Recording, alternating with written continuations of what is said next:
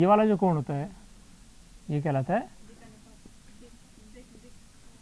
दिक्पात, ठीक है।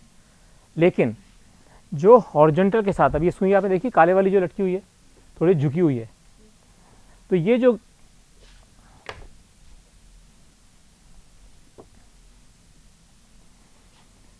ये तो है, इसके बीच में दोनों का कोण तो है दिक्पात, लेकिन ये अगर इसके साथ झुकी हुई है हॉरिजॉन्टल के साथ, और क्यों झुकती है, क्यों झुकती है? अगर मान लीजिए ये आपका अर्थ है, ठीक है, यहाँ नॉर्थ है, कौन सा north? Magnetic north, magnetic north की बात कर रहे हैं अपन। इसका मतलब यहाँ पे कौन सा वो होगा, बोलो?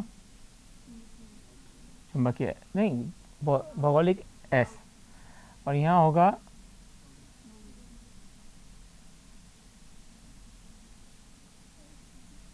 ठीक है। अब हमने यहाँ पर एक सुई लेके चले, यहाँ लटका रखी है सुई, धागे में लटा के यहाँ लटकाई,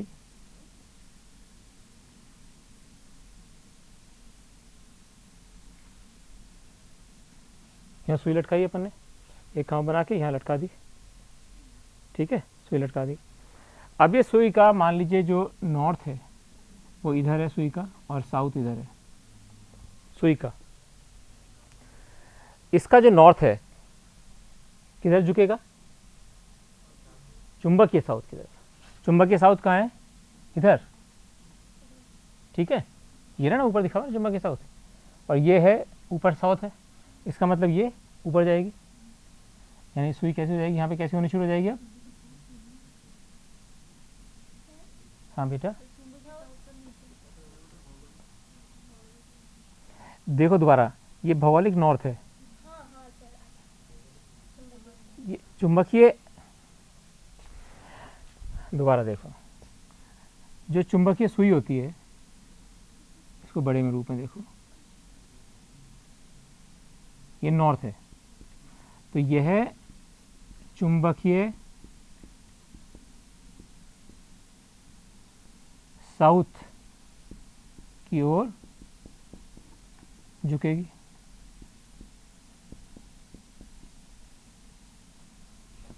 ये वाला सिरा, ठीक है, चुंबकीय साउथ यानी कि भौगोलिक नॉर्थ,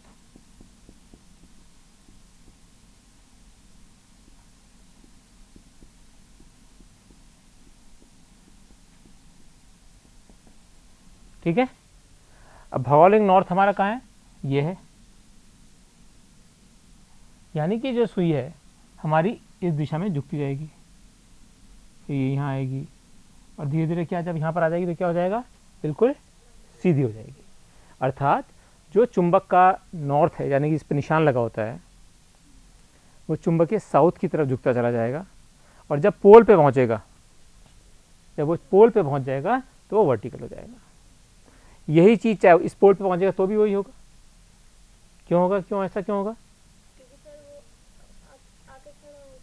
क्योंकि यहाँ पे जब साउथ और नॉर्थ की वाली सुई है यहाँ पर, तो ये इधर पहुँचेगी, नॉर्थ में यहाँ का है, तो ये नॉर्थ की तरफ झुकती चली जाएगी, जैसे नॉर्थ की तरफ चलाएंगे झुकती जाएगी, तो नॉर्थ नीचे चला जाएगा।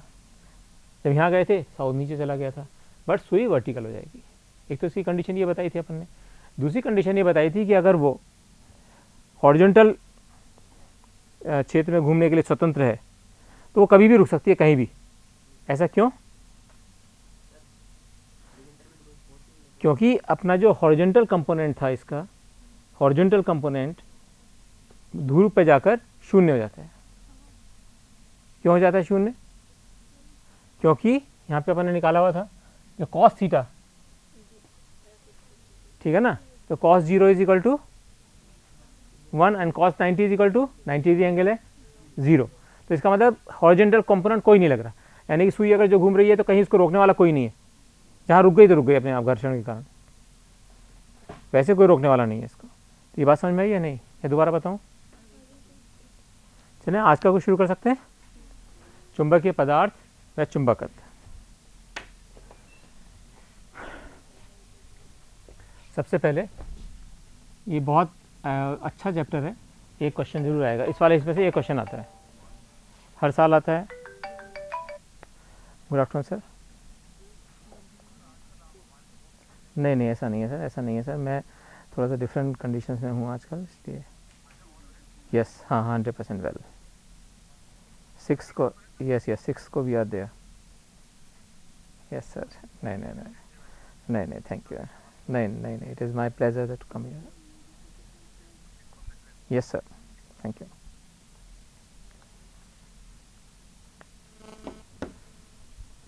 सबसे पहले अपन बात करेंगे चुंबकीय क्षेत्र।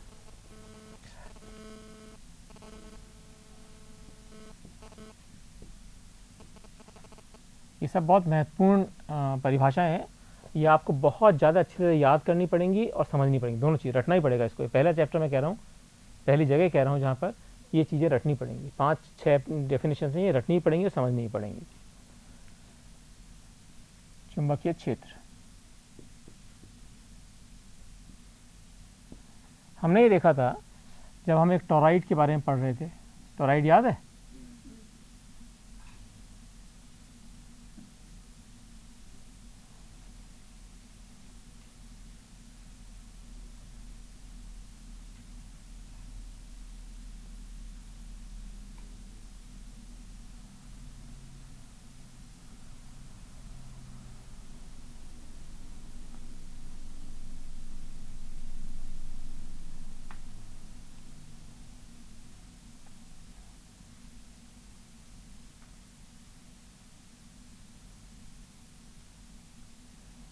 हमने ये सीखा था कि किसी भी टॉराइड में यदि हम करंट बहाते हैं, यदि किसी भी टॉराइड में करंट बहाते हैं तो उसका चुंबकीय क्षेत्र कितना होता है?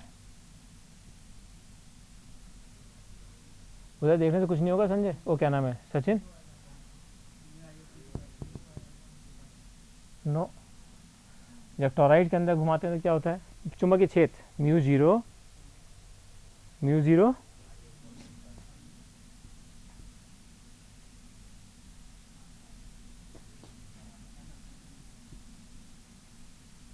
आई करंट है और एन क्या है? फेरे प्रति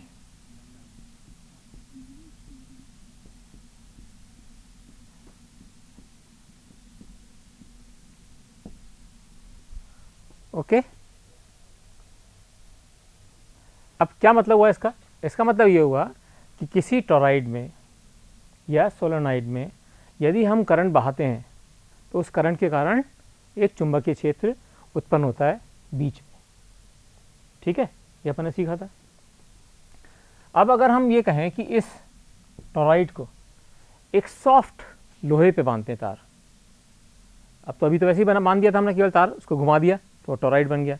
अब ने कहा कि इस टॉराइड के अंदर, यानी कि जो स्प्रिंग बनाया, उस स्प्रिंग के बनाने के अंदर हमने ये इसके ऊपर बना दिया जो कि सॉफ्ट लोहा है। ठीक है, सॉफ्ट लोहा क्या कहते हैं आप? मुलायम लोहा। मुलायम लोहा, मुलायम लोहा मीन्स जिसको पीट के अपन जल्दी से सीधा कर सकते हैं, मुलायम लोहा। तो अपन ने उस पर तार लपेट दिया। अब इस तार लपेटने से क्या होगा?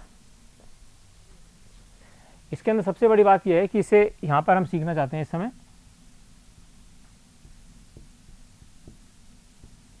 चुंबकीय प्रेरण।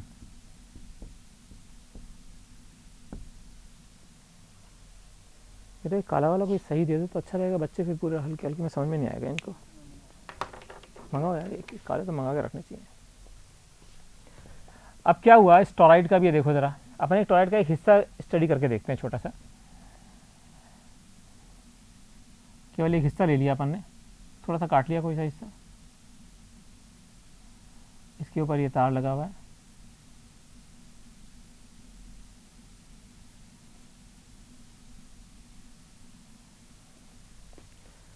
इस छल्ले के कारण एक तो ये हो गया क्षेत्र बनना, जो था चुंबकीय क्षेत्र बन गया। अब इस चुंबकीय क्षेत्र के कारण जो सॉफ्ट लोहा है, यानी ये जो लोहा है,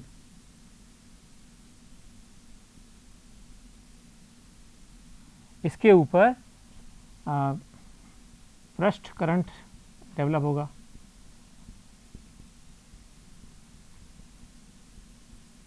क्या मतलब हुआ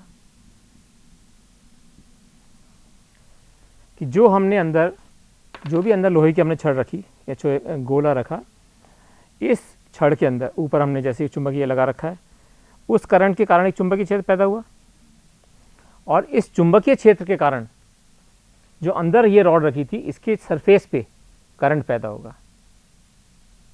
समझे कुछ या नहीं? मुझे पूछना जो समझ में नहीं आ रहा क्या हो रहा है। इसके कारण जो करंट बहा कुंडली के अंदर, उस कुंडली के अंदर करंट बहने से चुंबकीय क्षेत्र बना कुंडली के अंदर, एक तो ये हो गया। लेकिन अब हमने उसके अंदर एक कच्चे लोहे की रॉड डाल दी, तो जैसे हमने डाला उस करंट के कारण कच्चे लोहे की जो सरफेस है यानी पृष्ठ है उसके ऊपर एक करंट जनरेट होगा, जिसको मान लो कह दीजिए IM।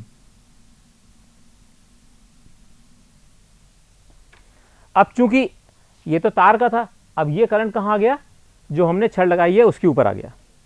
अब ये वाला करंट जो है ये भी यहाँ पे चुंबकीय क्षेत्र पैदा करेगा।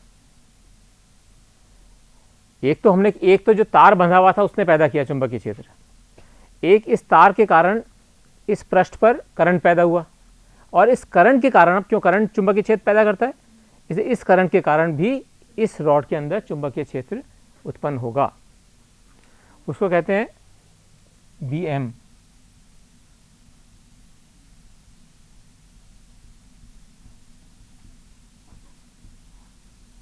चुंबकीय क्षेत्र जो कि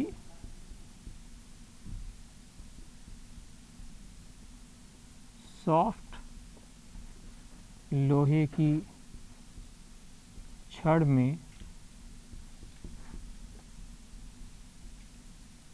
पृष्ठीय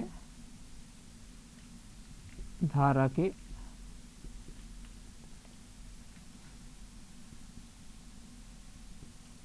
बहने से पैदा होता है।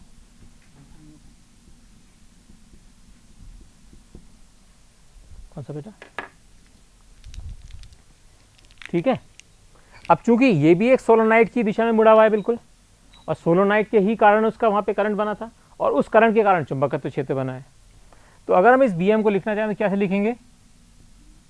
Mu 0 N I M। वो तो इस I के कारण हो रहा था करंट, जो चुंबकत्व पैदा हुआ था। ये IM जो सरफेस पे बह रहा है ये इसके कारण हो रहा है, यानी कि एक जो करंट इस सरफेस पे बह रहा है, जो अंदर हमने सरफेस पे वो डाला अगर सॉफ्ट लोहे का, तो उस पर जो करंट बह रहा है, इस करंट के कारण उस लोहे के छड़ के अंदर चुंबकीय क्षेत्र पैदा होगा, जिसको कहते हैं mu 0 N I M। Okay, इसका मतलब कुल कितना हुआ, कुल चुंबकीय क्षेत्र कितना हुआ?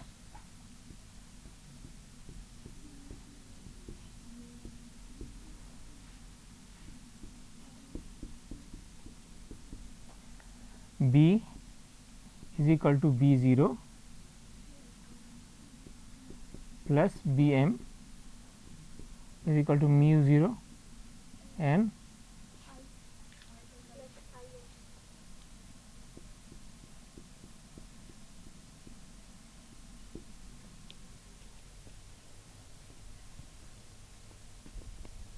ठीक है। यस, ये रॉड को ले लो। अब यहाँ पर इलेक्ट्रॉन अपने अपने चक्र में घूम रहे हैं। अपने बात की थी कि इसके अंदर घूमते रहते हैं। मान लीजिए ये घूम रहे हैं,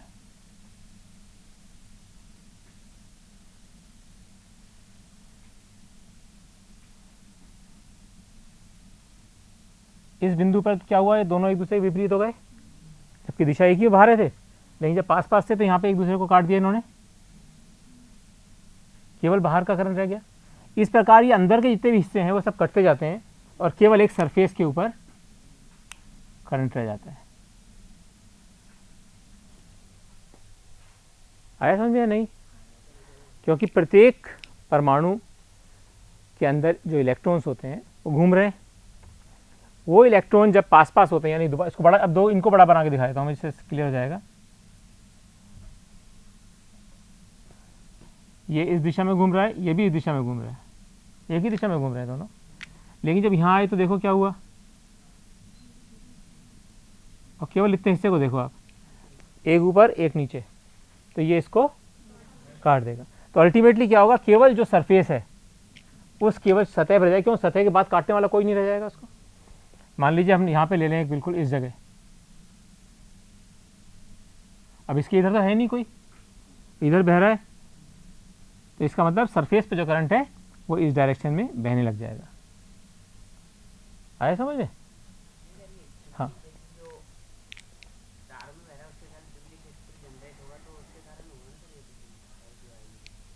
दोबारा सुनो। सबसे पहले हमने देखा कि अगर केवल कोई टॉरॉइड है, यानी कि केवल तार लपेट के हमने एक बना रखा है और इसको गोल घुमा रखा है, उसके अंदर हमने कहा चुंबकीय क्षेत्र आ गया इतना, उसके कारण यहाँ पे चुंबकीय क्षेत्र कोई सा आ गया, B0 आ गया। इस चुंबकीय क्षेत्र के कारण, क्योंकि सारे के सारे इलेक्ट्रॉन एक ही दिशा में चलने लग गए, उस चुंबकीय क्षेत्र के कारण चलने लगे ना एक दिशा में, नहीं तो कोई अलग था, कोई इधर जा रहा था, कोई उधर जा रहा था, ये सब एक दिशा में चलने लग गए, और इसके कारण IM पैदा हुआ। और जब भी कोई करंट पैदा होता है तो उसके कारण चुंबकीय क्षेत्र पैदा होता है। तो ये जो IM करंट है जो कि छड़ पर बह रहा है, ऊपर बह रहा है, इसके कारण जो चुंबकीय क्षेत्र पैदा हुआ वो BM कहलाता है। तो इसलिए यहाँ पर BO हो गया और प्लस BM हो गया, इसलिए टोटल यहाँ पर B = B0 प्लस BM हो गया। समझ में आया बच्चों? कोई परेशानी? चल सकते हैं आगे? बहुत अच्छी चीज़ है, लेकिन थोड़ा सा इसको जोर लगा के समझ लीजिएगा, जिससे कि अपने को कभी दिक्कत नहीं आए किसी हाथ में।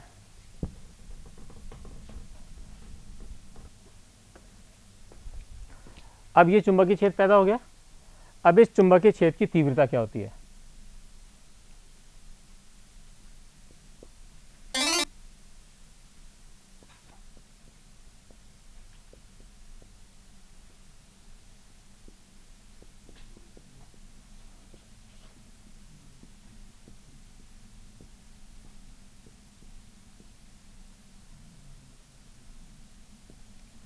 अपन ने यहाँ देखा कि इसके जो सर्किल लगे थे, जो बने हुए थे, फेरों के चक्कर थे, उस पर डिपेंड कर रहा है सारा कुछ।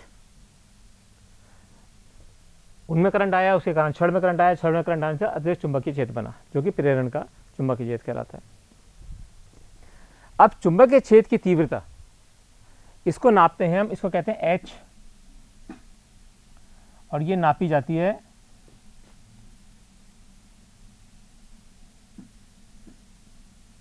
NI। इसका मतलब क्या हुआ, जितने फेरों की संख्या और उनमें करंट जो बह रहा है, जो फेरे हैं उनमें जितना करंट बह रहा है उतना ही चुंबकीय क्षेत्र बनेगा, अल्टीमेटली उसी पे डिपेंड करेगा। तो हम क्या कह सकते हैं इसको कि H =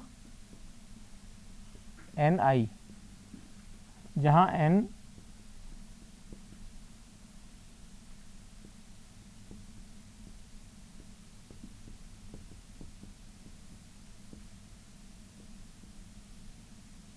यूनिट दूरी है प्रति सेंटीमीटर या प्रति मीटर, कुछ भी हो सकती है। हाँ बोले बेटा। ये अब ये डिपेंड करेगा कि आपने जो उस पर लगाया है मटेरियल वो क्या लगाया है, प्रति चुंबकीय लगाया है, अनुचुंबकीय लगाया है या लोह चुंबकीय लगाया है, वो वही पढ़ना चाह रहे हैं अपन। इसी का है ये चुंबकीय पदार्थ। 3 तरह के अभी बताऊंगा थोड़ी देर में कि वो 3 तरह के पदार्थ होंगे और तीनों में किस तरह से ये परिवर्तन होता है। तो अगर H = NI हम कहते हैं तो B0 क्या होगा,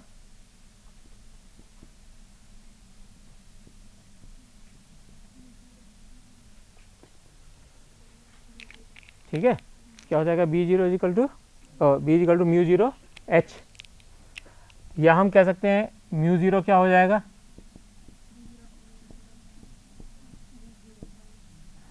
यानी ये किस चीज़ को दिखाता है, ये दिखाता है कि किसी भी चुंबकीय क्षेत्र में कितनी क्षमता है कि वो चुंबकत्व पैदा कर सके। यानी कि ये क्या बता रहा है, यह बता रहा है कि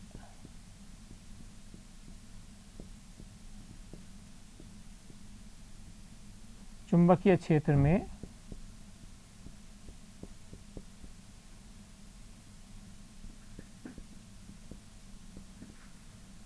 चुंबकत्व पैदा करने की क्षमता क्या है?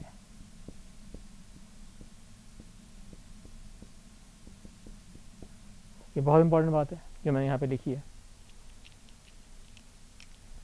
यानी कि ये चुंबकीय क्षेत्र की बात कर रहा है इस समय। अर्थात अगर हम ये कहें, इसको लिखने की कोशिश करें वैसे ही सिंपल, मान लीजिए ये n है और ये s है, तो ये जो चुंबकीय क्षेत्र है इसमें कितनी ताकत है कि अगर हम कोई मटेरियल यहाँ पे रखें तो उसके अंदर वो चुंबकत्व पैदा कर सके। यानी कि इस समय उस क्षेत्र की बात कर रहे हैं। यहाँ पे ये H हो गया, हम ये H की बात कर रहे हैं कि वो कितना B बना सके। क्या कह रहे हैं हम? H यानी कि चुंबकीय क्षेत्र की तीव्रता कितनी हो कि इतनी सी दूरी में वो हमारा इतना चुंबकत्व बना दे। यानी कि हम चुंबकीय क्षेत्र की बात कर रहे हैं जो कि किसी भी पदार्थ में जो कि चुंबकीय नहीं है उसके अंदर चुंबकत्व पैदा करने वाला है। बात समझ में आ रही है मैं क्या कह रहा हूं? नहीं आई?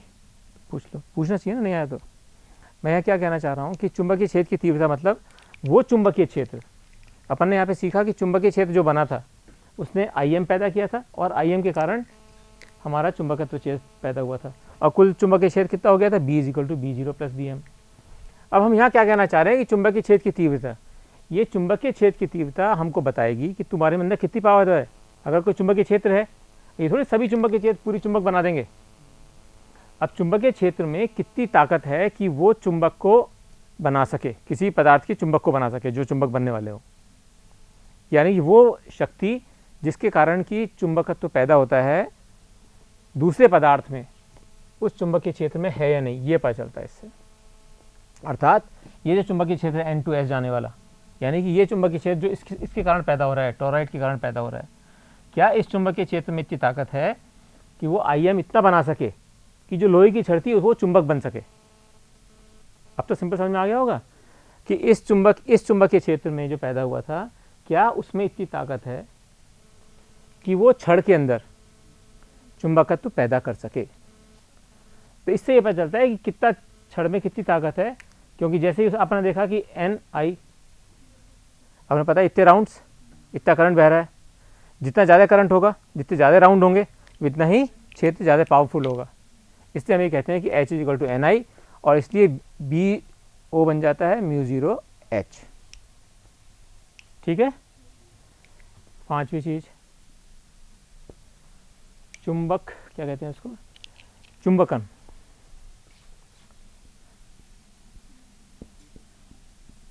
ये तो हो गया था फील्ड जिसके कारण चुंबकत्व पैदा हो रहा है। अब है चुंबकन तीव्रता।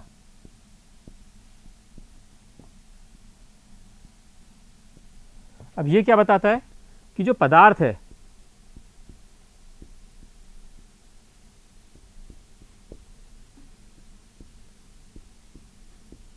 कितना चुंबकत्व पैदा होगा। यहां तो हमने कहा कि भाई तेरे में कितनी ताकत है चुंबकत्व बनाने की। अब यहां पे हम कह रहे हैं कि इस चुंबक में भी तो कुछ ताकत होनी चाहिए। अगर मान लो चुंबक की जगह लकड़ी रखी है, लकड़ी थोड़ी चुंबक बन जाएगी। उसकी जगह हमने मान लीजिए कोई ऐसी और दूसरा मटेरियल रख दिया जो चुंबक नहीं बन सकता है, तो चुंबक नहीं बन सकता। यानी उस चुंबक, उस पदार्थ में भी चुंबक कितना पैदा हो सकता है, वो चुंबकन तीव्रता कहलाती है। तो इसको कैसे डिफाइन करते हैं? इसको कहते हैं m से, और इसको कहते हैं पदार्थ में कितना चुंबकत्व पैदा होता है। यानी कि जब कोई इलेक्ट्रॉन घूम रहा होता है तो उसका चुंबकत्व किस चीज से पता चलता है? सीखा था ना अपन ने, जबकि उसके अंदर आघूर्ण पैदा होता है। आघूर्ण के कारण तो एक याद करो जल्दी से, अपन ने बनाया था। आघूर्ण के कारण क्या होता है? एक सरफेस बन जाती है N और एक बन जाती है S। याद है आपको? तो ये आघूर्ण बन जाता है N और S के बीच में। ये आघूर्ण का मान क्या होता है, याद है आपको? IA। तो हम यह कह रहे हैं कि पदार्थ में कितना चुंबकत्व पैदा होता है, कैसे पता चलेगा? जब पता चलेगा जबकि उसके अंदर हम उसका आघूर्ण प्रति वॉल्यूम पता लगा रहे हैं कितना पैदा हुआ है। आघूर्ण पैदा भी हो रहा है या नहीं हो रहा है? लकड़ी रख रखी है, आघूर्ण तो पैदा ही नहीं होगा उसके अंदर, क्योंकि वो मैग्नेटिक के रूप में उसके अंदर इलेक्ट्रॉन घूमेंगे ही नहीं इतने, तो उसके अंदर चुंबकत्व पैदा ही नहीं होता। प्लास्टिक लगा दो उसमें चुंबकत्व थोड़ी पैदा हो जाएगा। तो हम ये कहते हैं इसको चुंबकीय आघूर्ण प्रति यूनिट आयतन।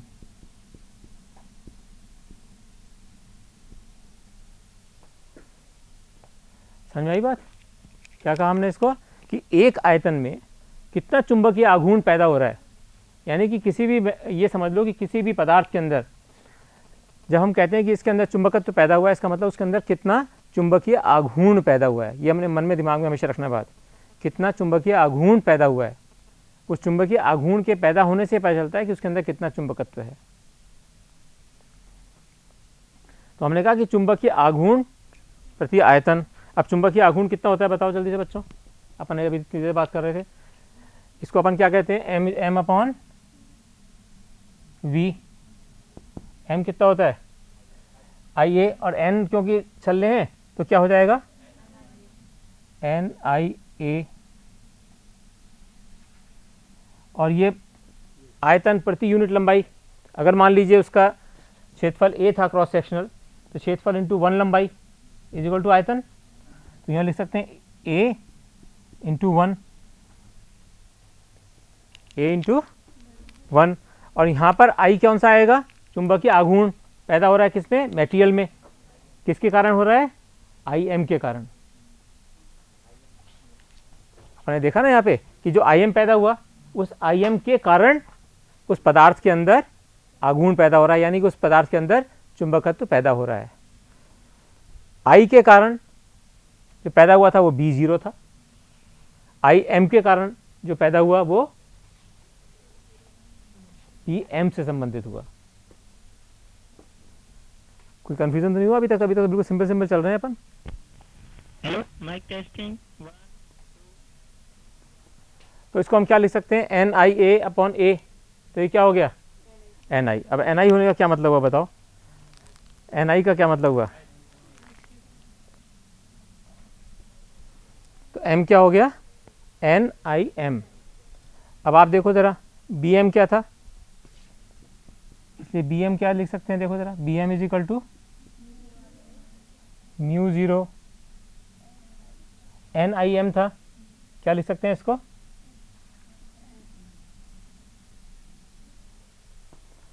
B0 हुआ म्यू 0 एच। एच वो फील्ड है जो कि शुरू में चुंबकीय फील्ड थी। बी एम क्या हुआ? जो कि आई एम के कारण बना, तो बी एम हो गया म्यू 0 एम। अपन ने एक इक्वेशन लिखी थी, B is equal to B0 plus B M, इसलिए B is equal to B0 plus B M is equal to mu 0 H plus M.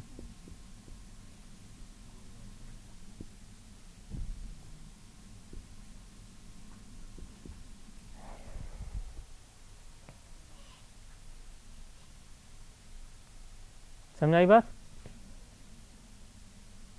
नहीं आया रोक लेना मेरे को प्लीज। किसी भी स्टेज पे आपको लग रहा हो थोड़ा सा भी कंफ्यूजन है तो अपन इसको कर सकते हैं, कोई ऐसा दिक्कत नहीं है।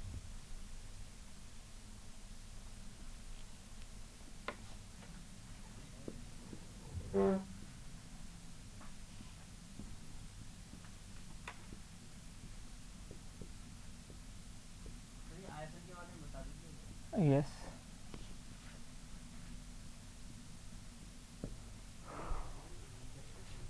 अपना था एन क्या होता है? प्रति यूनिट लंबाई। एन प्रति यूनिट लंबाई।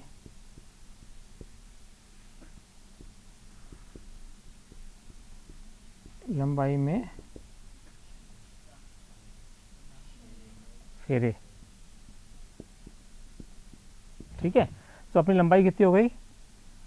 1 मीटर मान लीजिए। अगर एम के सिस्टम बात कर रहे हैं 1 मीटर हो गई। इसमें छल्ले की बात कर रहे हैं और इसका एरिया है ए, तो यहाँ पे वॉल्यूम कितना होगा? इसका वॉल्यूम होगा ना, तो a इंटू 1 आयतन होगा।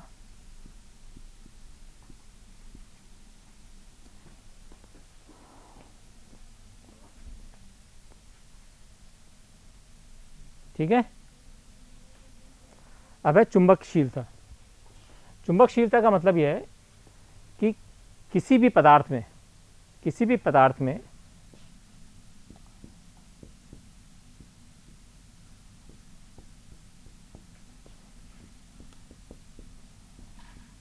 पैदा होने वाला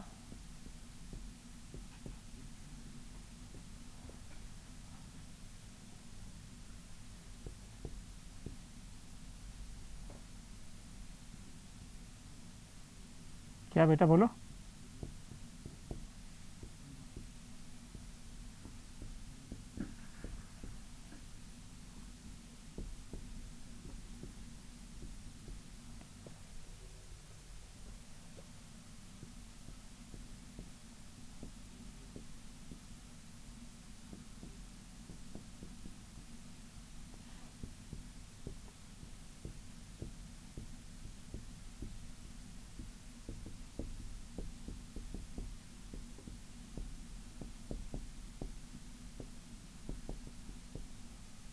क्या मतलब हुआ इसका? पदार्थ में पैदा होने वाला चुंबकीय प्रेरण जो कि चुंबकीय क्षेत्र से पैदा होता है। अपने सिंपल तो ये सीखा अपन ने कि चुंबकीय क्षेत्र से चुंबकीय प्रेरण हुआ और उसके कारण ही अपना दोबारा चुंबकीय क्षेत्र बना उस पदार्थ के अंदर, चुंबकीय प्रेरण से ही बना। तो हम ये कह रहे हैं कि कितना प्रेरण पैदा हो सकता है, कितने चुंबकीय क्षेत्र की तीव्रता से, यानी कि H से। ठीक है, यानी कि इसका मतलब क्या हुआ, हम क्या कह सकते हैं, प्रेरण B प्रति H, यानी कि चुंबकीय क्षेत्र जो कि प्रेरण से पैदा हुआ है प्रति चुंबकीय क्षेत्र की तीव्रता, यानी कि चुंबकीय क्षेत्र जो बनाया हमने, यानी कि चुंबकीय क्षेत्र यहाँ बनाया था, उससे जो चुंबकीय क्षेत्र बना यहाँ पर पदार्थ के अंदर, जो चुंबकीय क्षेत्र हम लोगों ने प्रभावित किया था, उसके कारण जो चुंबकीय क्षेत्र बना पदार्थ में, ये तो हमने फील्ड बनाई थी, ये तो बाह्य है और ये पदार्थ में है। यानी कि बाह्य चुंबकीय क्षेत्र के कारण जो चुंबकीय क्षेत्र लगाया हमने, जितना प्रेरण से चुंबकत्व बना B is equal to B0 plus BM, इसको कहते हैं चुंबकशीलता। चुंबकशीलता का क्या मतलब हुआ, पदार्थ में पैदा होने वाला चुंबकीय प्रेरण जो कि चुंबकीय क्षेत्र की तीव्रता से पैदा होता है। यहाँ तो हमने बात की थी कि कितना चुंबकत्व पैदा हो रहा है, कितना चुंबकत्व पैदा हो रहा है। यहाँ हम कह रहे हैं कि कितना चुंबकीय प्रेरण पैदा हो रहा है, चुंबकीय प्रेरण से चुंबकत्व हो रहा है पैदा। बोलो, याद रखना पड़ेगा थोड़ा सा ये, लेकिन सिंपल है। एक्चुअल में आपको याद रखना पड़ेगा कि कौन सी चीज़ें चुंबकीय क्षेत्र से संबंधित हैं और कौन सी चीज़ें चुंबकीय पदार्थ जो हो रहा है उससे संबंधित हैं। यानी हम ये बार बार ये कहना चाहते हैं कि जो चुंबकीय क्षेत्र है वो कितना आघूर्ण पैदा कर रहा है, वो चुंबकीय क्षेत्र है वो कितना प्रेरण पैदा कर रहा है, वो चुंबकीय क्षेत्र जो है चुंबकीय क्षेत्र की तीव्रता के कारण चुंबकीय प्रेरण कितना पैदा कर रहा है। यानी कि चुंबकीय क्षेत्र उसके जो बाह्य चुंबकीय क्षेत्र लगाया है उसके कारण पदार्थ में क्या क्या हो रहा है ये हम अध्ययन कर रहे हैं। हमने यहाँ कहा चुंबकीय क्षेत्र की तीव्रता, इसका मतलब ये कि चुंबकीय क्षेत्र जितना भी हमने ओरिजिनल बनाने की कोशिश करी, यानी इसी कारण हो रहा है, इसी कारण तो हुआ सारा सब कुछ। तो यानी ये चुंबकीय क्षेत्र बना H = Ni। इस चुंबकीय क्षेत्र के कारण एक तो चुंबकीय आघूर्ण बना पदार्थ में चुंबकीय आघूर्ण बना, और दूसरा पदार्थ के अंदर प्रेरण से चुंबकीय क्षेत्र बना। ठीक है, आघूर्ण बना, आघूर्ण से क्षेत्र बना। इसको यूँ याद रख सकते हो ना, इसको यूँ याद रखो, देखो बाह्य क्षेत्र से क्या बना, आघूर्ण, और आघूर्ण से क्या बना, पदार्थ में चुंबकन।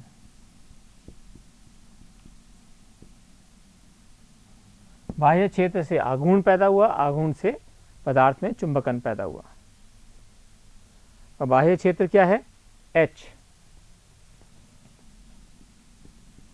H से इसने आघूर्ण पैदा किया M, और इसने क्या किया? चुंबकन पैदा किया। पदार्थ में चुंबकन पैदा कैसे होगा? प्रेरण से।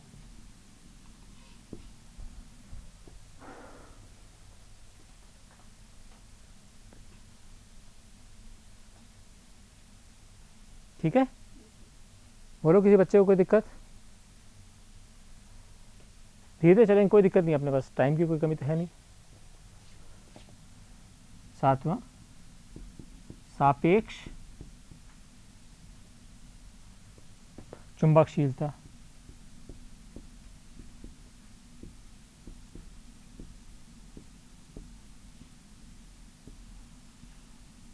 इसको कहते हैं mu R is equal to mu upon mu zero.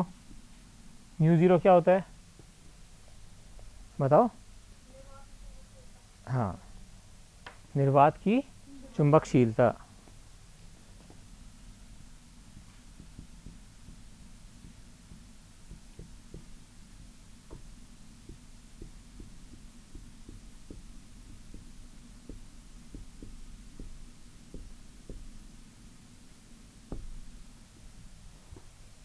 तो म्यू आर हो गया।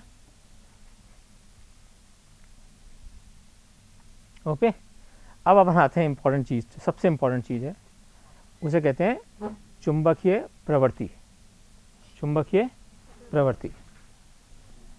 अब अगर हम कहें किसी पदार्थ की चुंबकीय प्रवृत्ति क्या है, इसका क्या मतलब समझते हो आप? कोई से पदार्थ है, यानी कि उसके अंदर चुंबक बनने के लिए कितनी इच्छा है। अभी तो आपने देख लिया कि उसमें कितनी ताकत थी, वो कितनी दूर तक कितना उसको चुंबकत्व बना सकता था, उसके अंदर इतनी क्षमता थी या नहीं थी कि वो बन सके। लेकिन अभी कह रहे हैं कि चुंबकत्व बनने के हमें स्वीकार करने की वो भी तो होनी चाहिए इच्छा। जोर जबरदस्ती तो आपको पढ़ा नहीं सकता कोई, जब तक पढ़ने की खुद इच्छा नहीं होगी, जब भी आप आते हो जब भी आप पढ़ोगे। तो जब तक खुद नहीं होगी, यानी कि प्रवृत्ति, यानी कि हमारा नेचर, यानी कि पदार्थ का नेचर, जिसमें ये पता चल सके कि वो कितना चुंबकत्व लेना चाहता है। यानी क्या क्या पता लगाना चाहते हैं इससे हम? कितना चुंबकत्व प्राप्त करना चाहता है। इसको कहते हैं काई।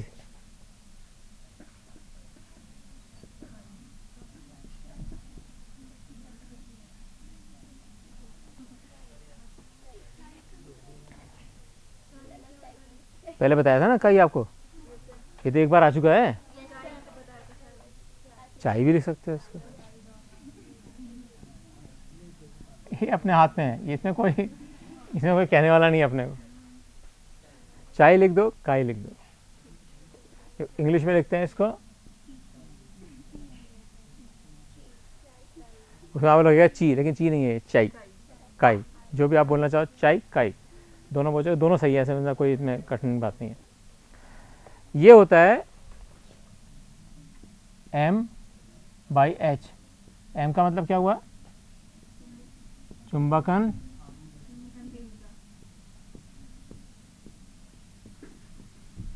और ये चुंबकीय क्षेत्र की तीव्रता। क्या मतलब हुआ इसका? यानी कि इस चुंबकीय क्षेत्र की जितनी तीव्रता थी उसके कारण कितना चुंबकन तीव्रता हुई।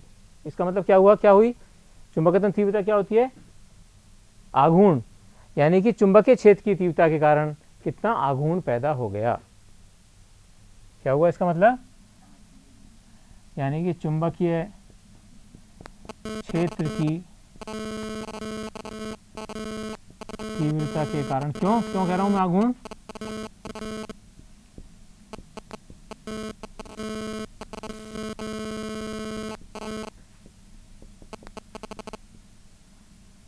क्यों बताओ, इसमें कैसे आया?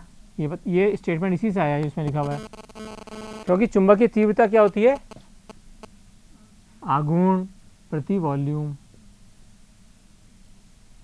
इसलिए हम ये कह सकते हैं कि चुंबकीय क्षेत्र की तीव्रता के कारण यानी कि चुंबकीय क्षेत्र जो बाहर वाला चुंबकीय क्षेत्र लगा है, बाह्य चुंबकीय, उससे अपन लिखा था इक्वेशन, बाह्य चुंबकीय क्षेत्र उससे घूर्णन जो कि चुंबकत्व देता है। तो हम क्या कह रहे हैं कि बाहरी क्षेत्र की तीव्रता के कारण, चुंबकीय क्षेत्र की तीव्रता के कारण कितनी चुंबकत्व तीव्रता यानी कितना आघूर्ण पैदा हो रहा है, काई। अब ये काई जो है सबसे इंपॉर्टेंट टर्म है पूरे चैप्टर में पढ़ने के लिए कि m/h। अब मुझे कोई बता सकता है कि m क्या लिखेंगे यहाँ पर कि h क्या लिखें, जिससे कि इनका आपस में रिलेशन पता चले? कौन बता बचाएगा? क्यों, स्टार्ट करो। b इज टू अपन ने क्या लिखा था?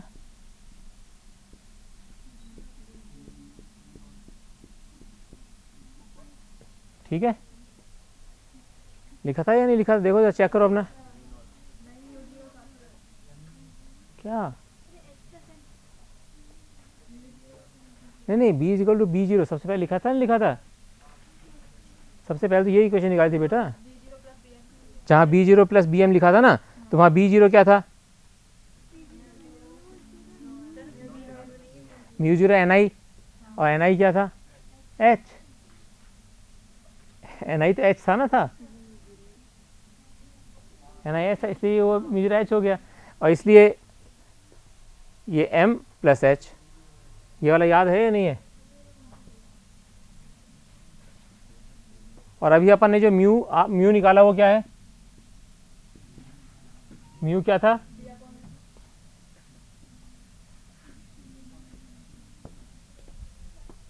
तो b इज इक्वल टू रख दें, म्यू इज इक्वल टू क्या रख सकते हैं इसका? तो b is equal to mu H.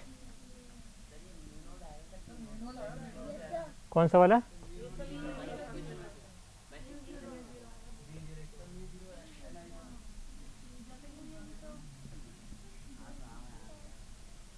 बता दिया करो, अब वैसे तो भूल है, बोला करो। जब तुम्हें पता है कोई चीज़ तो बोलनी चाहिए, मतलब क्यों नहीं बोलते खड़े होके? जब बोलना आता है उसको बोलना चाहिए, थोड़ी होता है चक्कर इसमें। ऐसे तो ये तो अब कोई गलत चीज़ है तो उसको सही करानी चाहिए। ठीक है, तो b is equal to mu H हो गया, ये हो गया μ0 m प्लस h। ठीक है, h से भाग देने पे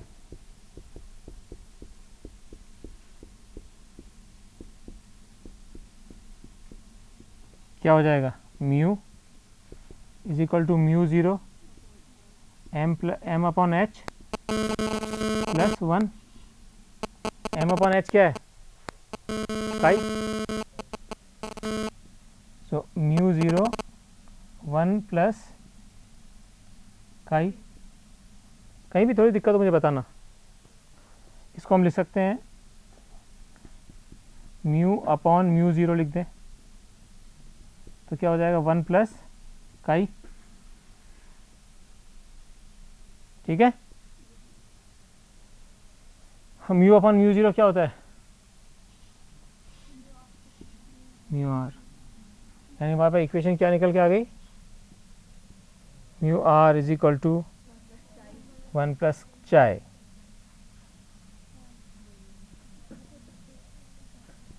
कोई फर्क नहीं पड़ता।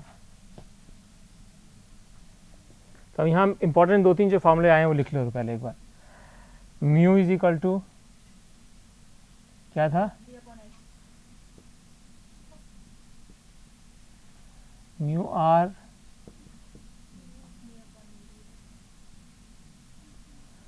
b इज इक्वल टू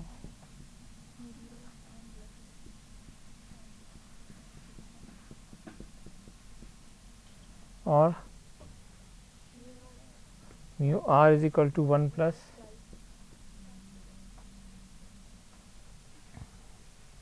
और क्या है? Mu R is equal to 1 plus का है। ठीक है, यही है। ठीक, ये 3 इक्वेशन बेसिकली निकल कर आई हैं। और एक अगर वो भी लिख लो तो याद रहेगा तो अच्छा रहता है कि काई वैसे इज इक्वल टू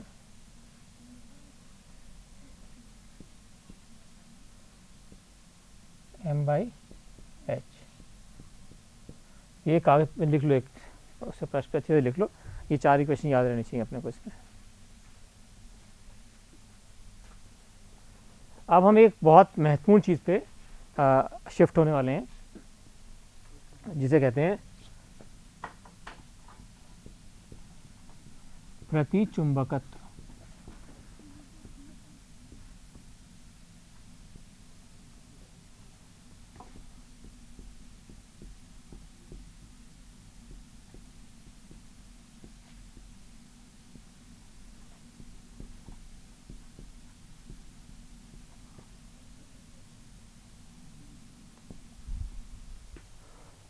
अब प्रति से आपको समझ में आ रहा होगा क्या मतलब है। प्रति मतलब जो किसी का प्रतिरोध कर रहा हो, ठीक है ना। प्रतिलोम, प्रतिद्वंदी, ये सबसे पहले होता है कि अपने कोई किसी का प्रतिरोध कर रहा है। अब बहुत महत्वपूर्ण चीज़ अपन जो पढ़ने जा रहे हैं, ये प्रतिचुंबकत्व वाले कोई मटेरियल का उदाहरण बताओ। बिस्मथ, तांबा, है ना।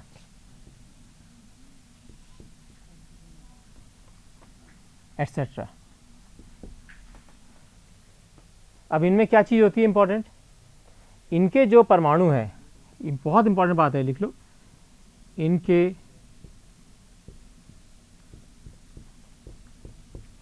परमाणुओं में इलेक्ट्रॉन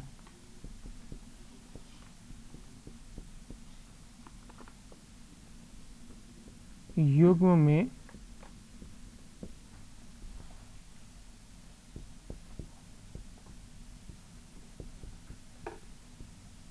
व विपरीत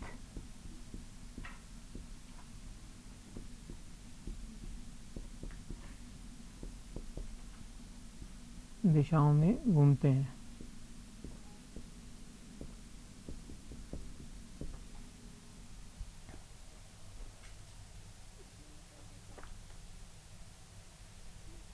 हम बताएंगे क्या होता है, इसको आराम से शांति से करेंगे। इसके पहले हमें एक चीज़ आना चाहिए, लेंस का क्या नियम होता है।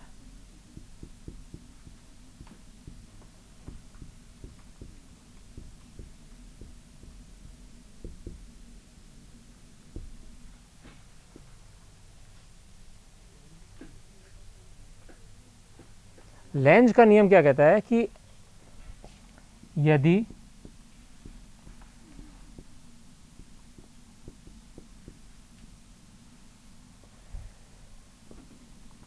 किसी पदार्थ या परमाणु में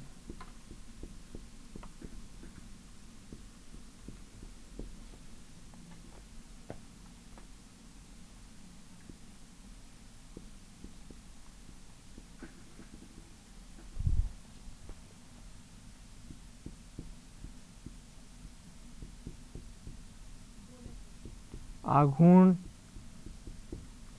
पैदा हो रहा है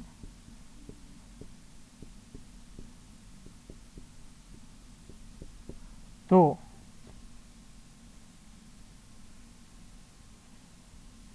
कक्षा में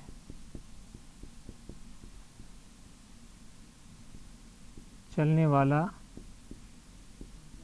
इलेक्ट्रॉन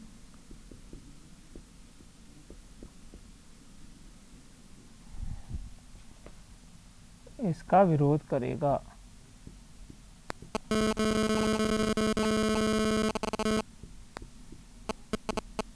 अब मतलब क्या हुआ, अगर कोई एक अणु घूम रहा है, इलेक्ट्रॉन घूम रहा है किसी परमाणु के अंदर, चारों तरफ घूम रहा है। अब हमने एक बाह्य चुंबकीय क्षेत्र लगाया, इस बाह्य चुंबकीय क्षेत्र का चूंकि यहाँ पर भी एक चुंबक बन गया, किसी इलेक्ट्रॉन के घूमने से वो चुंबक बन जाता है, क्या कहते हैं उसको, डाइपोल। क्या होता है, द्विध्रुव चुंबकत्व पैदा हो जाता है, जिसके कारण कि द्विध्रुव आघूर्ण पैदा होता है, यानी कि वो भी एक चुंबक के रूप में काम कर रहा है।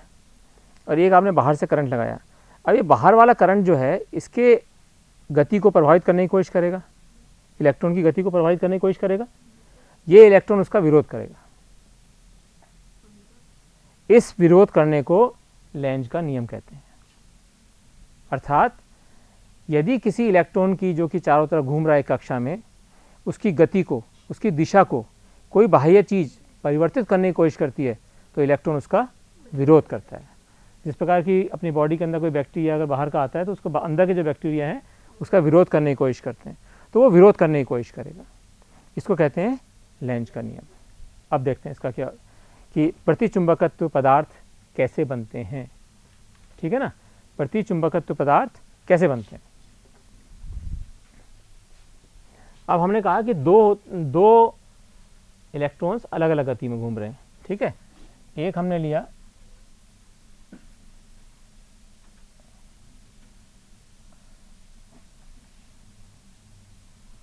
इस गति में घूम रहा है, इसका मतलब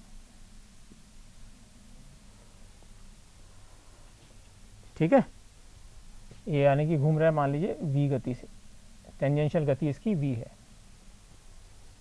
अभी कोई चुंबकीय क्षेत्र बाहर का नहीं लगा हुआ है इसके अंदर, केवल ये आराम से घूम रहा है। इसके घूमने से क्या पैदा होता है, आघूर्ण, द्विध्रुव आघूर्ण। वो द्विध्रुव आघूर्ण का अपन कैसे निकालते हैं डायरेक्शन, बस ये सीखा है। अरे करंट जिस दिशा में बहेगा, पहले करंट किस दिशा में बह रहा है, डायरेक्शन में निकलेगा करंट से। डायरेक्शन हमेशा करंट से निकालते हैं बेटा। यहां करंट बह रहा है यूं, इसका मतलब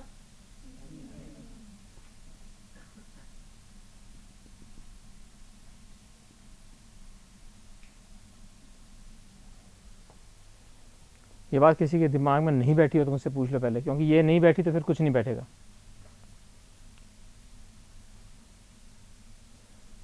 और इस आघूर्ण का मान क्या होता है याद करो। यस, ये बहुत अच्छा लड़का है। ओके, अब दूसरा इसके पास एक और, अपन ने कहा एक और है भाई,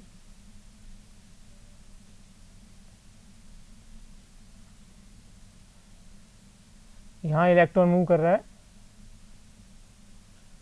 इस दिशा में v गति से।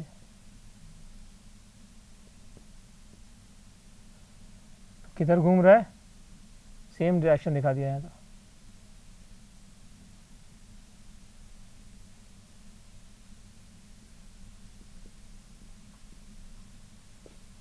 ठीक है, तो करंट किस दिशा में बह रहा है, करंट किस दिशा में बहेगा, ये इधर जा रहा है, तो करंट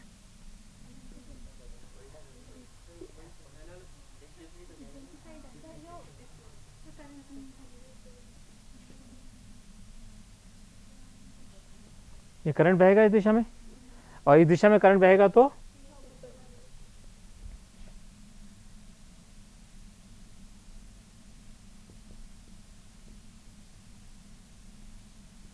दोनों की रेडियस समान है और गति समान है, इसलिए इसका भी आघूर्ण ये होगा।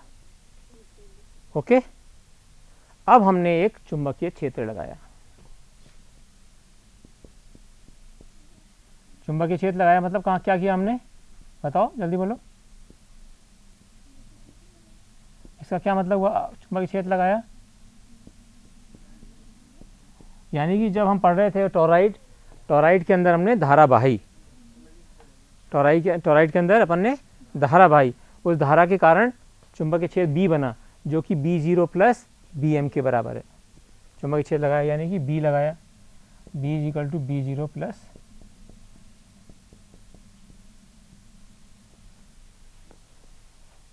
चुंबकीय क्षेत्र लगा दिया हमने। अब इस चुंबकीय क्षेत्र को मान लीजिए हमने इस दिशा में लगाया,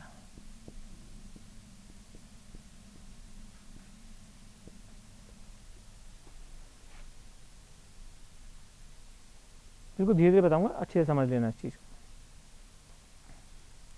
अब पहले वाला केस देखो,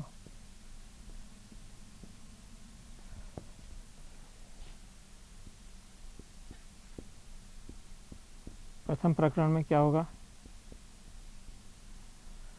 जब हम इस दिशा में B लगा रहे हैं तो इसके कारण B के कारण किस दिशा में करंट बहेगा,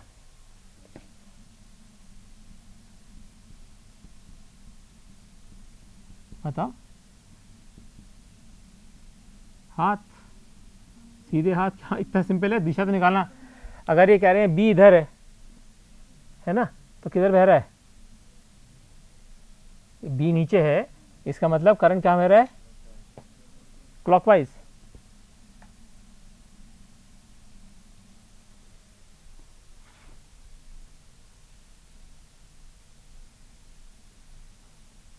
ठीक है, बात समझ में आई या नहीं, क्यों होगा?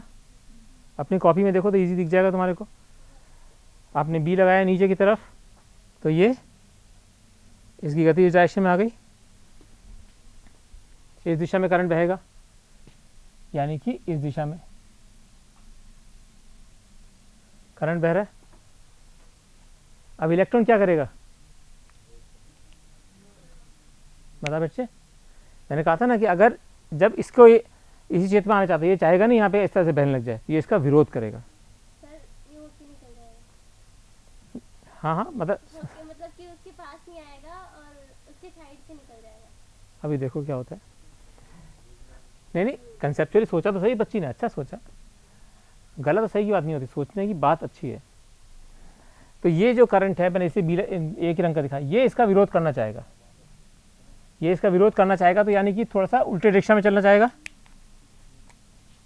ये विरोध करेगा, जबकि इसको उल्टा डायरेक्शन में जाना पड़ेगा, तभी तो विरोध कर सकता है। अगर ये इधर चल रहा है, ये भी इधर चल रहा है, फिर तो क्या विरोध कर रहा है, फिर तो आगे आगे चल रहा है, पीछे पीछे वो आता जा रहा है, कोई विरोध नहीं हुआ उसको। वो ये कोशिश करेगा अपना, मैं इधर चलने की कोशिश करूँ, ये करंट इधर बह रहा है ना बाह्य चुंबकीय क्षेत्र के कारण, बाह्य चुंबकीय क्षेत्र नीचे है, कारण ये बह रहा है, तो ये इसको विरोध करने की कोशिश करेगा। इसका मतलब क्या होगा, इसका दो चीज़ें हो जाएंगी, एक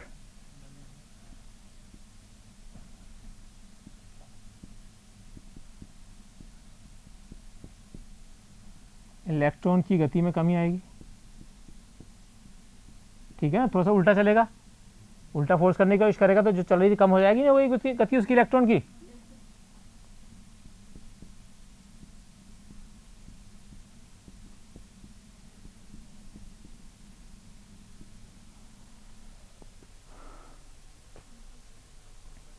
अगर इलेक्ट्रॉन की गति में कमी आई तो एम में क्या होगा, एम का क्या होगा, एम भी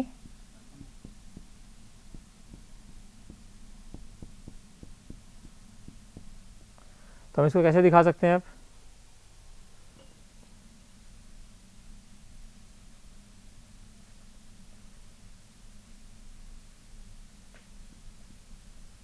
बेटा कहीं भी समझ नहीं आया प्लीज़। इसमें मान लीजिए कमी हो गई डेल्टा एम की, और वी कम हो गया, वी माइनस डेल्टा वी हो गया,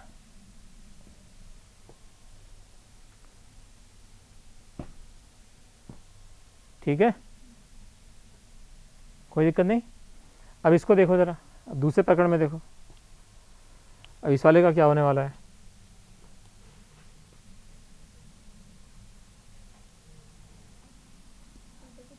इसका परिणाम जो है ना, वो अल्टीमेट परिणाम जो आपने बोला वो सही है।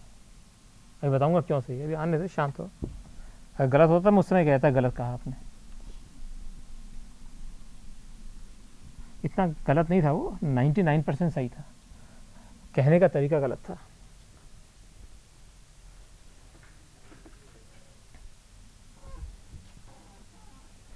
अब दूसरे प्रकरण में देखो जरा क्या हो रहा है,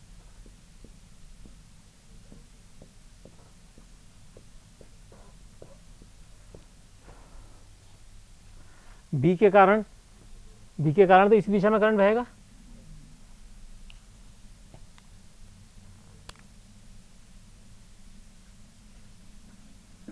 ठीक है, तो यहाँ लिखते हैं। अब देखो बड़ा अच्छा इंटरेस्टिंग बात हो रही है,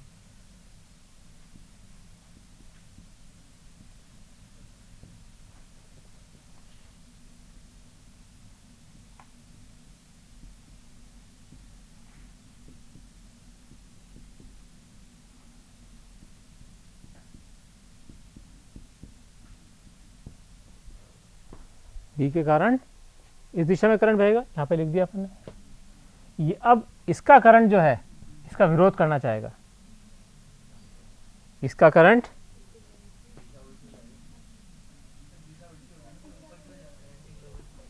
नहीं, पहले तो इसकी करंट की बात कर रहे हैं, जब देखेंगे ना, अभी पहले देखते हैं। अब ये क्या करेगा, इसका ये वाला करंट इसका विरोध करना चाहेगा, यानी कि ये इस दिशा में और भी तेज गति से चलेगा, क्योंकि विरोध करने वाली दिशा में था ना। ये देखो, ये इधर जा रहा है, ये इसका विरोध कर रहा है पहले से ही। अब तो इसको मजा आ गया, देखा सामने से वो आ रहा है दुश्मन, तो धड़ धड़ धड़ धड़ दौड़ के आगे और तेजी से गति से पहुंचेगा। इसको वहीं पे रोक दूं मैं, तो इसमें लिख देते हैं लाल से, यानी कि इलेक्ट्रॉन करंट इसका विरोध करेगा।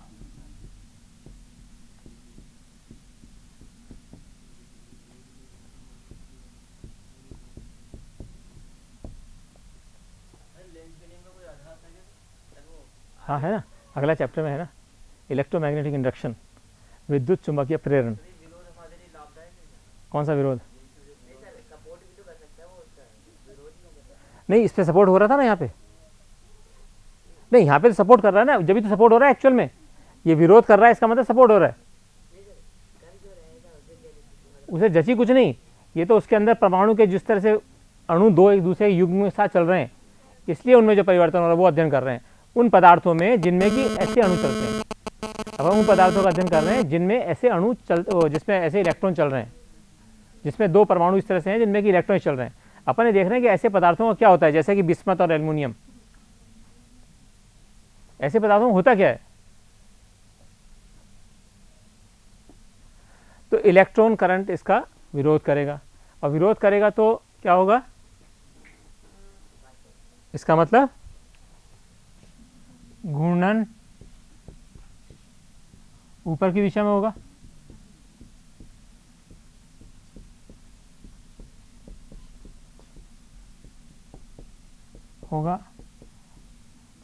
क्यों होगा, क्योंकि V बढ़ रहा है, ठीक है, V बढ़ रहा है, वह इसलिए घूर्णन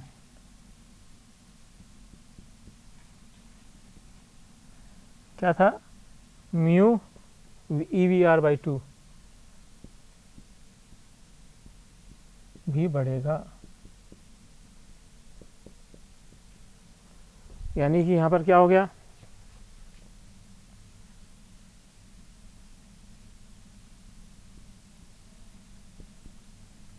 m प्लस डेल्टा m, और इलेक्ट्रॉन की गति बढ़ गई v प्लस डेल्टा v। अब ये दो इलेक्ट्रॉन देखो, क्या अब क्या दिख रहा है, इन दोनों में कुछ हो रहा है। अब क्या वो स्थिति बन गई अपनी, याद करो, जब अपना एक इधर होता था, घुमाने की कोशिश करते हैं, यानी कि बल आघूर्ण पैदा होगा, और बल आघूर्ण कितना पैदा होगा, नेट फोर्स, नेट आघूर्ण, इसलिए नेट आघूर्ण कितना होगा, नेट आघूर्ण में बढ़ोतरी कितनी होगी, delta m plus delta m, direction फर्क है इसलिए जुड़ जाएंगे। क्या लिख सकते हैं ना इसको, delta m minus minus delta m is equal to 2 delta m।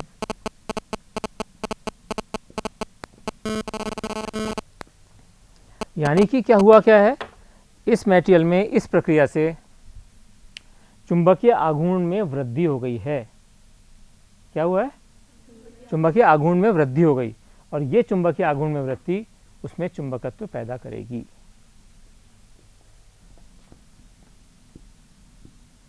यह बढ़ोतरी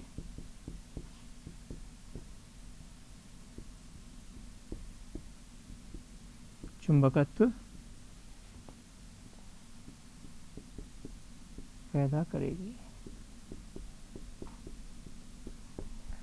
अब देखो दोबारा एक बार समरी कर लो इसकी, क्या हुआ, समरी हुआ कि ये इस परमाणु में दो इलेक्ट्रॉन का युग्म है जो कि एक दूसरे के विपरीत दिशा में चल रहे हैं। एक हमने बाह्य चुंबकीय क्षेत्र लगाया, दूसरे केस के अंदर उसका आघूर्ण बढ़ा, द्विध्रुव चुंबकीय द्विध्रुव आघूर्ण बढ़ गया, इलेक्ट्रॉन घूम रहा था जो। इसमें चुंबकीय द्विध्रुव आघूर्ण कम हुआ, नेट बढ़ोतरी हो गई 2 डेल्टा एम, यानी कि उस पदार्थ में चुंबकीय क्षेत्र की नेट वृद्धि हो गई, यानी कि अब चुंबकीय क्षेत्र उसके अंदर पैदा हो गया। ये चुंबकीय क्षेत्र कितना होगा, ज़्यादा कम होगा, ये अभी अपन देख लेते हैं। एक मिनट, ये बात समझ में आई है नहीं आई, कोई किसी भी को भी नहीं आई बता दीजिएगा। सिंपल है, इसको केवल सीधे हाथ का सिद्धांत दोनों बार अप्लाई करना है और एक लेंज का नियम निकालना है कि जो भी दिशा में बाह्य करंट लग रहा है, इलेक्ट्रॉन का जो करंट है, इलेक्ट्रॉन के बहने के कारण वो उसका विरोध करेगा। सिंपल सी बात है, यानी कि कोई भी कारण जिसके कारण की परिवर्तन हो रहा है उस कारण का विरोध करेगा। कारण का विरोध, कारण क्या है यहाँ पे, करंट का बढ़ना, तो करंट के बढ़ के मतलब करंट को घटाने की कोशिश करेगा। घटाने का मतलब है अगर वो इधर चल रहा था उसको रुक के पीछे मुड़ के उसको धक्का देगा, उसकी गति में, उस दिशा में जो गति चल रही थी उसमें कमी आएगी इसकी। अब अपन देखते हैं कि इसके 2-3 गुण क्या हैं, बस केवल 2-3 गुण ही हैं और कुछ ज़्यादा इसमें झंझट नहीं है। आज के लिए इतना ही काफ़ी होगा। सर आ गए क्या, पता लगाना बेटा हैं? बायो की है ना क्लास, किस चीज़ की क्लास है? तो हमने ये देखा कि इसके अंदर एक और चीज़ देखो, आप मिस मत करना कि जो घूर्णन में वृद्धि हुई है उसकी दिशा चुंबकीय क्षेत्र से विपरीत है। चुंबकीय क्षेत्र इस दिशा में था और घूर्णन इस दिशा में पैदा हो रहा है। घूर्णन का मतलब क्या होता है, जैसे मान लीजिए चुंबक है, याद करो S से N जाता है, चुंबकीय आघूर्ण S से N जाता है, नहीं जाता है? अपन कहते हैं ना Q into 2L, QM into 2L। ये किसके विरोध में जा रहा है, चुंबकीय क्षेत्र के विपरीत दिशा में, चुंबकीय क्षेत्र के विपरीत दिशा में पैदा हुआ है। यानी कि इन प्रति चुंबकीय पदार्थों में जो चुंबकीय आघूर्ण पैदा हुआ है वह चुंबकीय क्षेत्र के विपरीत दिशा में है। इसका क्या मतलब हुआ कि मान लीजिए आपकी ये चुंबकीय क्षेत्र पैदा कर रहा है बाहर का, ठीक है। अब यहाँ पर हमने इसको रखा, अब बताओ ज़रा कौन सा ध्रुव कौन सा क्या बनेगा। इतना अगर पढ़ा है समझा है तो ही बताओ कौन सा ध्रुव इसमें क्या बनेगा। ये पदार्थ रखा ना अपन ने, अपन अब सीख रहे हैं, अपन ने इतना साफ साफ कहा है इसके आघूर्ण की दिशा चुंबकीय आघूर्ण की दिशा से विपरीत होगी।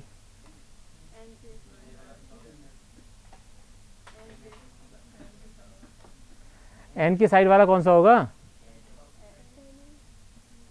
इसको यहाँ करके देखो, अगर इसको बड़ा छोटा कर लें एक बार तो ये क्या है, ये एन है, ये एस है, ये एस है, एन है।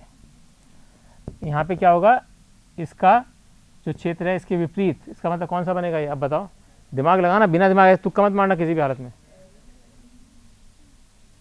यानी कि आघूर्ण विपरीत दिशा में, आघूर्ण विपरीत दिशा में, आघूर्ण विपरीत दिशा में कब होगा, इसका आघूर्ण क्या किस दिशा में जा रहा है,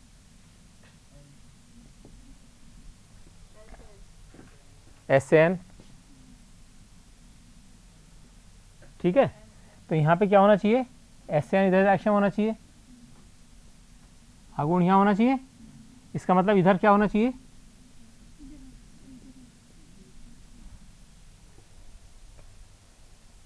आया समझ में। अगर हम इसको छोटा देखें तो कैसे, तो ये हो गया, ये हो गया अंदर का,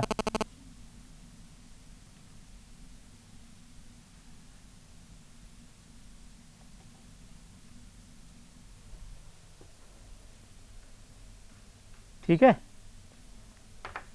और इधर की जो चुंबकीय क्षेत्र चल रहा था वो अब इसके, क्योंकि यहाँ पर एन है, यहाँ पे आन है, इसको वो धकेलने की कोशिश करेगा बाहर। इसका मतलब ये सीधी रेखाएं यूँ मुड़ जाएंगी,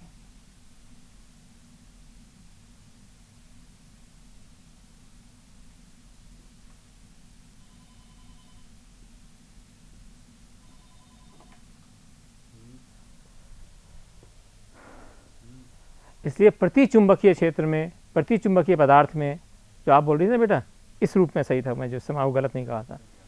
तो प्रति चुंबकीय पदार्थ में चुंबकीय क्षेत्र की जो रेखाएं हैं वो जिस पदार्थ के अंदर चुंबकत्व पैदा हो रहा है उससे दूर चली जाएंगी। हमेशा एग्जाम में ये आता है कि चित्र ये बना आएगा चित्र इस तरह का और दो और, तो उसमें पूछेंगे प्रति चुंबकत्व कौन सा है, लोह चुंबकत्व कौन सा है, और दूसरा क्या होता है अनुचुंबकीय पदार्थ कौन सा है, तीनों आएंगे। तो इसका अर्थ समझ गए क्यों हुए, क्योंकि आघूर्ण की दिशा फर्क थी। इसका मतलब इसके विपरीत, यानी इस चुंबक के विपरीत ध्रुव बने हैं यहाँ पर। इसमें ये एस एन यू था तो इसमें एन एस बना। ठीक है, अब पानी पीना पड़ेगा मुझे एक बार। क्या हुआ, आ रहे हैं ना, ठीक है। तो दो गुण बताने हैं बस।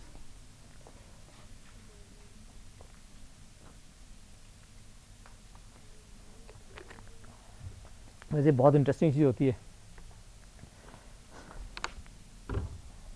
अब अपन देखते हैं कि काई का क्या होगा या चाई का क्या होगा। चाई क्या है, चाई क्या था, m/h। हमने देखा कि अगर h बढ़ा रहे हैं यानी बाह्य क्षेत्र बढ़ाते गए तो चुंबक के अंदर क्षेत्र बहुत कम पैदा हो रहे हैं ना, क्योंकि तो बाहर जा रही चुंबकीय रेखाएं तो बाहर जाती जा रही हैं, इसलिए इसके अंदर बहुत कम चुंबकत्व पैदा होगा, बहुत ही कम। और विपरीत दिशा में, घूर्णन विपरीत दिशा में है, घूर्णन विपरीत दिशा में है।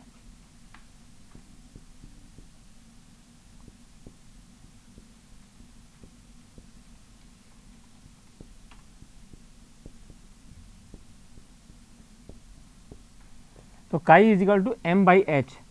m क्या है, चुंबकन, m क्या है,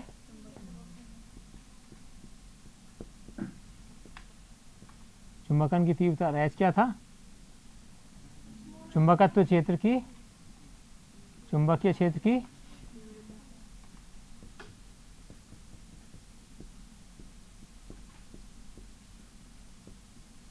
तो चुंबकीय क्षेत्र की तीव्रता ज्यादा होने के बावजूद भी यहाँ पे चुंबकन बहुत कम हो रहा है, यानी कि ये तो कम राशि है और ये ज्यादा। इसका मतलब काई का मान 1 से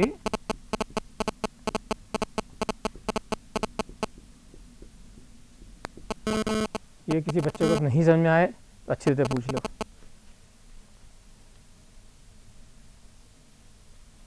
और चूंकि घूर्णन विपरीत दिशा में है, और चूंकि घूर्णन विपरीत दिशा में है इसलिए काई का मान नेगेटिव होगा। एग्जाम में क्या क्वेश्चन आता है, एक पदार्थ है जिसके काई का मान 1 से कम है और नेगेटिव है, वह पदार्थ होगा ऐसे, या ये चित्र बना हुआ आता है। दो तरह से इसके क्वेश्चन आते हैं केवल।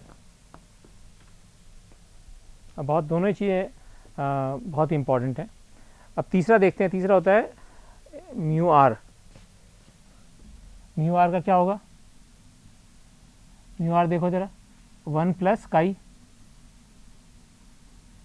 1 प्लस काई। तो एक में से पहले 1 से कम है इसका, 1 से कम है इसकी वैल्यू, काई की वैल्यू कम है 1 से, तो 1 और माइनस है, तो 1 में से माइनस कर दिया गया तो क्या होगा, करके देखो, करके देखो, ऐसे मत करो।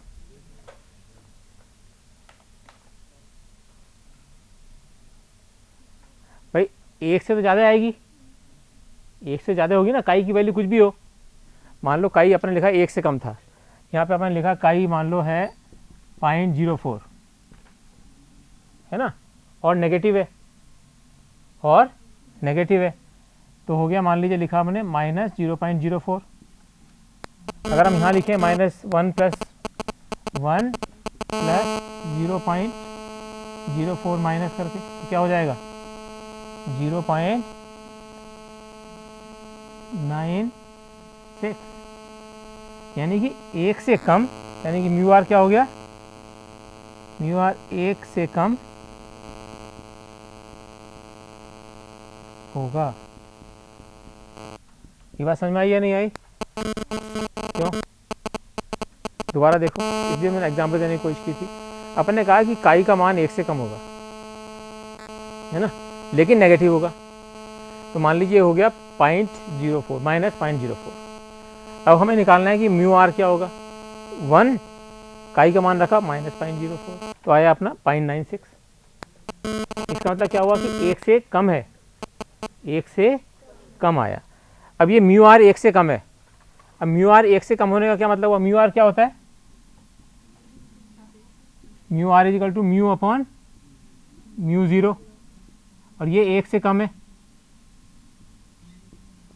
इसका मतलब कौन सा ज़्यादा होगा? म्यू 0 ज़्यादा होगा या म्यू 0 ज़्यादा होगा।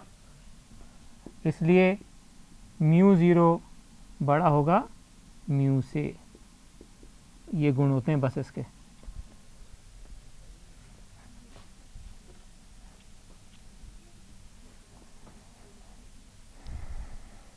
सब एक दूसरे से निकल के बिल्कुल इजी है।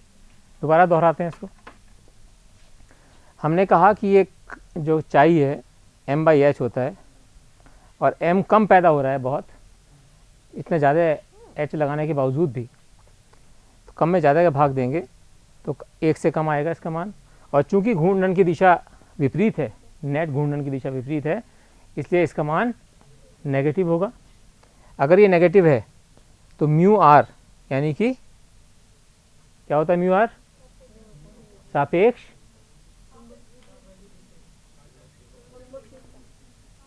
बोलो, सापेक्ष चुंबकीय क्षेत्र, है ना। सापेक्ष चुंबकीय क्षेत्र क्या होता है? हाँ, सापेक्ष चुंबकशीलता। इसका मतलब ये हुआ कि जब यहाँ पे हमने मान रखेंगे, अगर x का मान 1 से तो कम है, 1 से कम नेगेटिव है, तो 1 में से अगर कोई भी चीज़ हम नेगेटिव करेंगे जो 1 से कम है, 1 में से कोई भी चीज़ अगर हम 1 से कम को घटाएंगे तो 1 से कम आएगा और पॉजिटिव आएगा। वही अपन ने लिखा है, 1 से कम और पॉजिटिव। 1 से कम आया म्यू आर। अब हमने कहा म्यू आर 1 से कम है, यानी कि म्यू अपॉन म्यू 0 1 से कम है। इसका मतलब ये हुआ कि म्यू 0 जो है म्यू से बड़ा है। इसका मतलब क्या हुआ कि पदार्थ का क्या हुआ? पदार्थ का म्यू क्या होता है? पदार्थ की चुंबकशीलता निर्वात की चुंबकशीलता से बहुत कम है, इसलिए इसका चुंबकत्व पैदा नहीं हो रहा अच्छे तरीके से, और इसका नेगेटिव डायरेक्शन में यानी विपरीत में हो रहा है।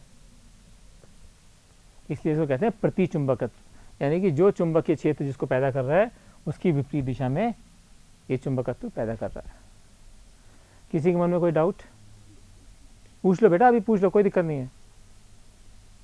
आइए सर, किसी के मन में कोई भी इशू हो पूछ ले इसमें।